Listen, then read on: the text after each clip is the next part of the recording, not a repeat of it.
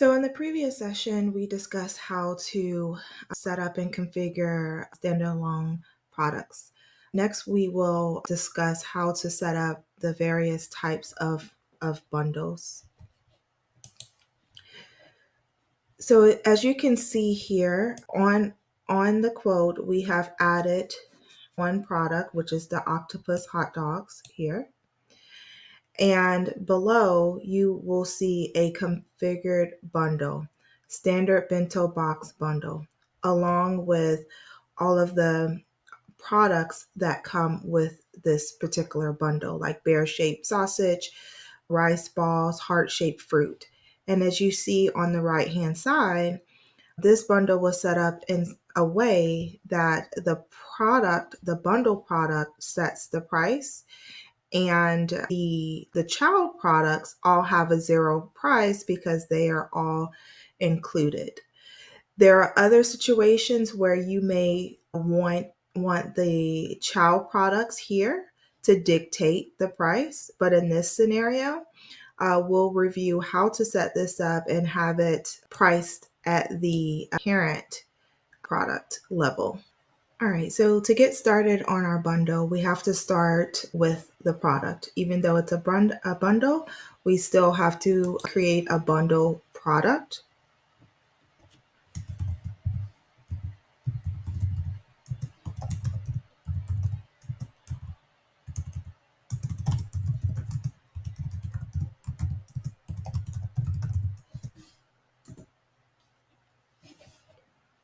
So we've given our product a name. This will be the standard bento box bundle. And we are going to set it as active for the product family. I've added a pick list value of bundle in case we need to do any additional logic on all bundles in the system. We'll have this grouped under bundle. And scrolling down, another key topic to discuss is when you're setting up bundles, we have to ask ourselves, what do we want the sales reps to do with this bundle? So this is where you get to the Salesforce CPQ configuration. So we have the configuration type. So if you have a bundle where you need to have the sales rep go in, add and select some products, right? Then you would you select this as required. They have to go in and add products that are linked to that particular bundle. And this will start to make more sense once we start setting those products up. And then also you have allowed. This just means that they are not required to go to that screen. They're allowed to if needed. And then disabled means we don't want the sales reps going back in, making changes to a pre-configured bundle. So for right now, let's just set this for required, and I'll show you what it looks like once that time comes. Configuration type as required. The only selection is always. So then we click on save. So again, so we have this product. You always have to make sure that we add a standard price book entry for this particular product. And let's just say that this bento box is $15. This is the standard price. Then we also want to add the price book entry to the wholesale price book. Selecting USD. So the price for wholesale may be different than the standard price. So maybe we want to set that for $10 instead. So let's click save. So now we have our parent product, but now we need to create a few more products so that we can associate it with this parent product here. And so in CPQ, just want to make sure we understand the terminology. If it's a bundle, it's a parent product. Any products that sit underneath it, we call those as child products. So let's go and create a few more products. All right, so we have a product here labeled bear-shaped sausages. The product is active. We're going to group this under protein. And this is another important field that we would need to make sure that is selected. So this basically means, is this product a component of this bundle product?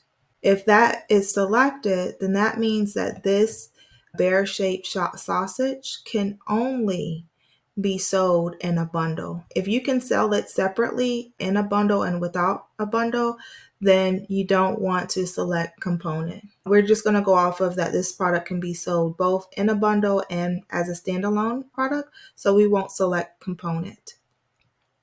So let's just click save.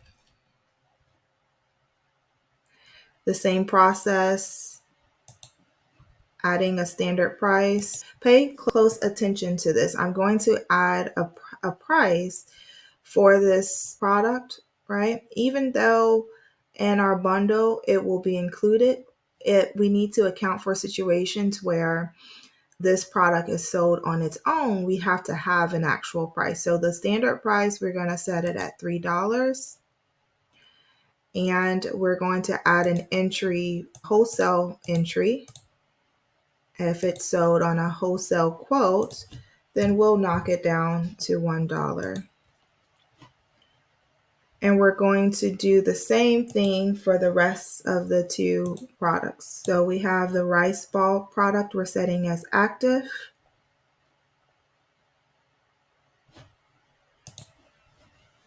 All right, and then we will select a product family. We'll select starch because this is a great grouping for this product. And we'll keep everything as is. Once again, adding a standard price book and then also the wholesale price. We'll keep the pricing the same just to keep it consistent. And then the wholesale.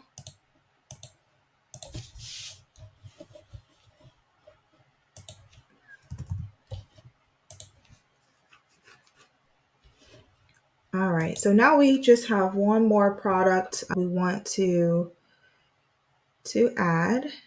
I've added a product code here, and I'll group this under a fruit. We have all of our products here.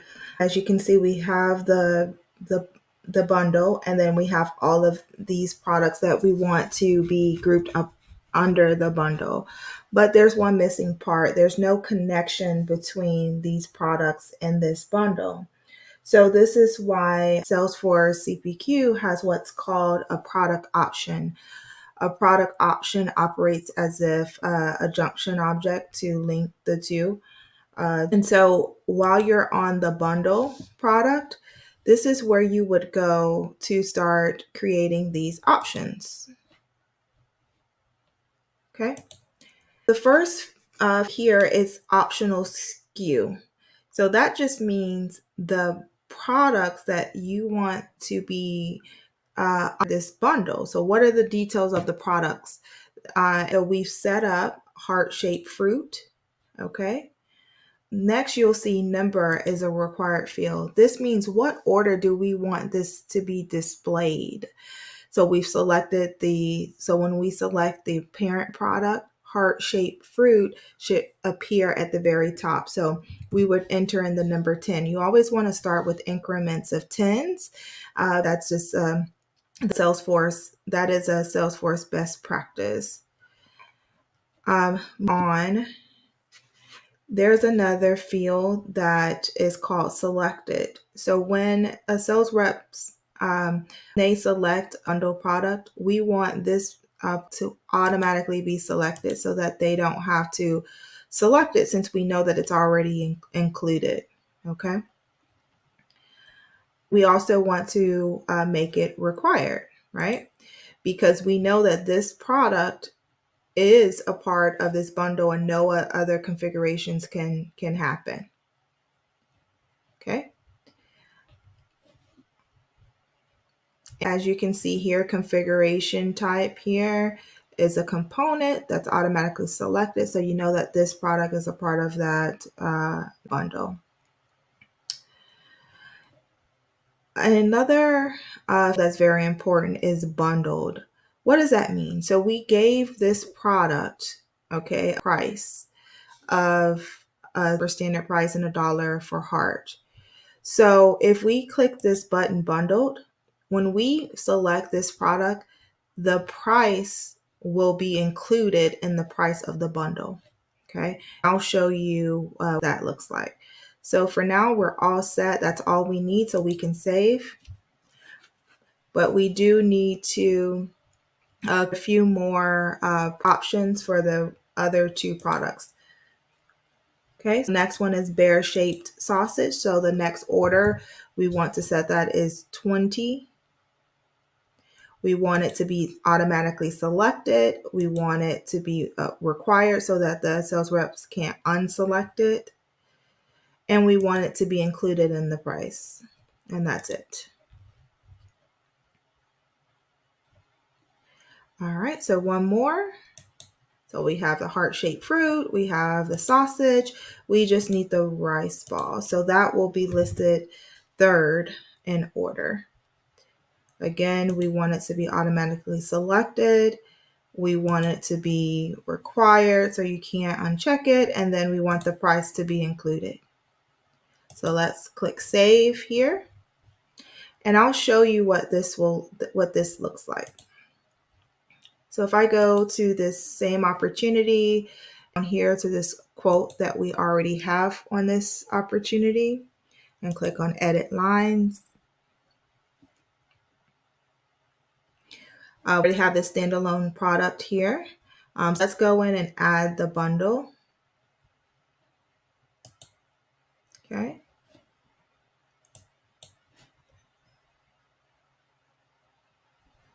All right. So what do you see here? Okay. See the it's automatically selected. You can't unselect it, right? So we have the bear-shaped sausage and we have the rice balls, but something is missing, okay? Was our heart fruit. So let's see what's going on. Why isn't our heart-shaped fruit showing up?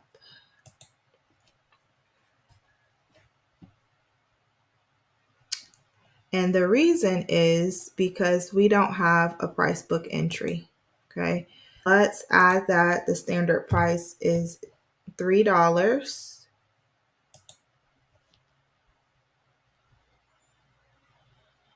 And we'll add the wholesale price as $1. So now we have these this price book attached to the heart-shaped fruit. So what we're expecting to see this product under this bundle. So you will have to cancel out, cancel, come back in, and let's add that product. Okay.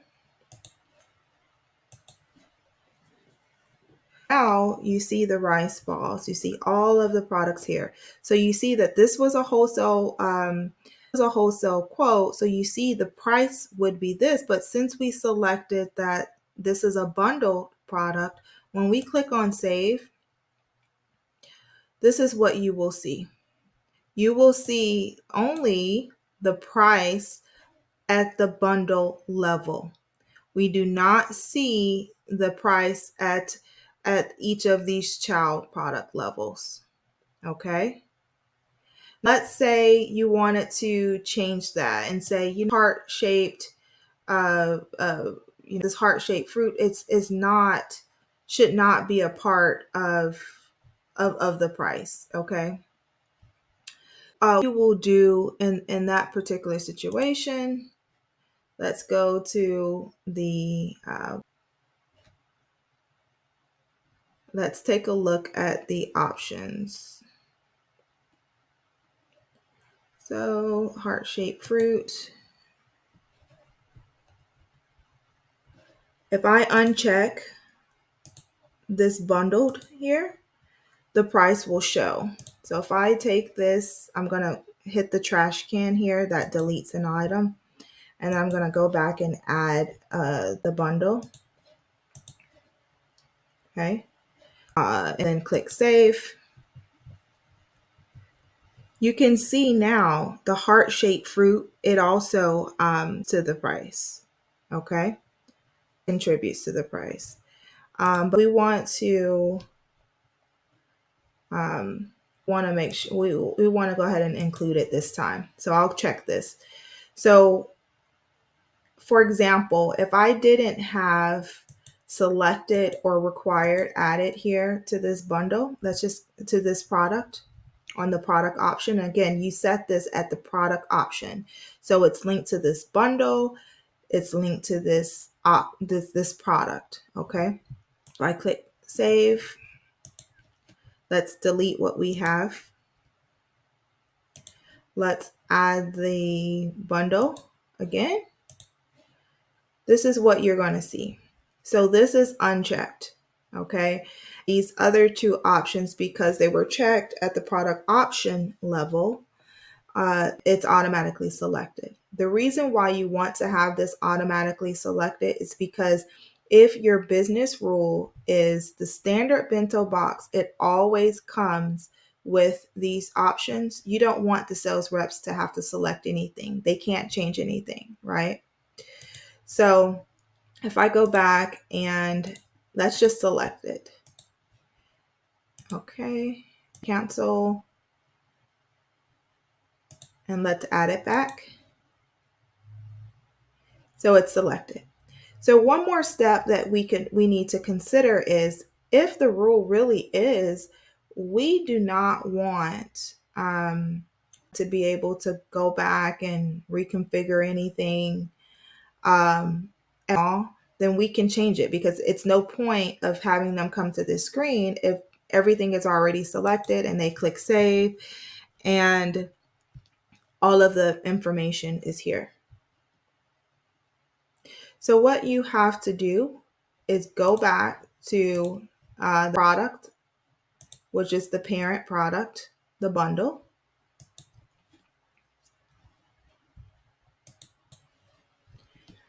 So since we are so you would have to go back to the bundle product, click on edit. Okay, we first set this up. We had it as required. So, and we also had the configuration event as always, which basically means that they always have to go back and select products on that configuration screen. In this situation, it doesn't make any sense because this is a pre-configured bundle, so it's no point. If we can save clicks, then that's the best approach. If we change this configuration type to disallowed, meaning that they're never able to make any edits, and click save. If we go back to our quote and try to add that product, okay, so bundle product, we won't be taken to the configuration screen that lists all of the options, the product options. It takes us automatically to the quote line editor, right? So that just saves some steps. Okay, then you can see all of the products that are within the bundle.